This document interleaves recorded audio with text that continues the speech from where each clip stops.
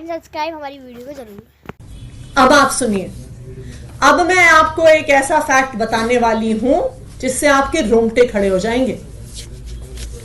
जब एक अक्यूज्ड ने कुछ दिन पहले कोर्ट में एप्लीकेशन डाली और कहा कि मुझे सीसीटीवी फुटेज चाहिए, तो क्या हुआ? उन्होंने एप्लीकेशन क्यों डाली? क्योंकि उनका जो ये अक्यूज्ड थे, एक सरकारी गवाह से ईडी में आमना सामना करवाया गया। उस आमने सामने में सवाल जवाब हुए, स्टेटमेंट्स दी गई, अक्यूज्ड द्वारा दी गई, सरकारी गवाह द्वारा दी गई। इस पूरी प्रक्रिया में उस कमरे में एक सीसीटीवी कैमरा लगा हुआ था। यह पूरी प्रक्रिया सीसीटीवी कैमरा की निगरानी में हुई।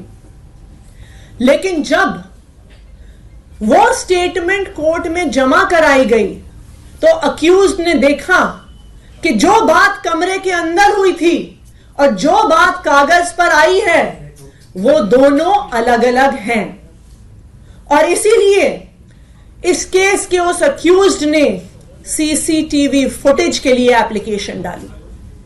और आपको पता है, जब ईडी ने वो फुटेज दी तो उन्होंने उस फुटेज का ऑडियो डिलीट कर दिया।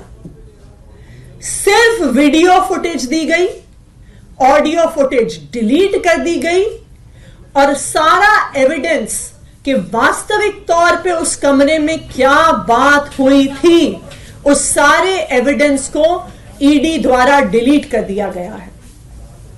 और ना सिर्फ उस एक मैटर में, आम आदमी पार्टी के पास विश्वसनीय सूत्रों से यह खबर है कि जब से ये एक्साइज पॉलिसी का इन्वेस्टिगेशन शुरू हुआ है, पिछले 1.5 साल की सारी इंटेरोगेशन, सारे सवाल जवाब जो हुए हैं ईडी में, सबकी ऑडियो फुटेज को डिलीट कर दिया गया है इन्फोर्समेंट डायरेक्टोरेट द्वारा, ईडी द्वारा।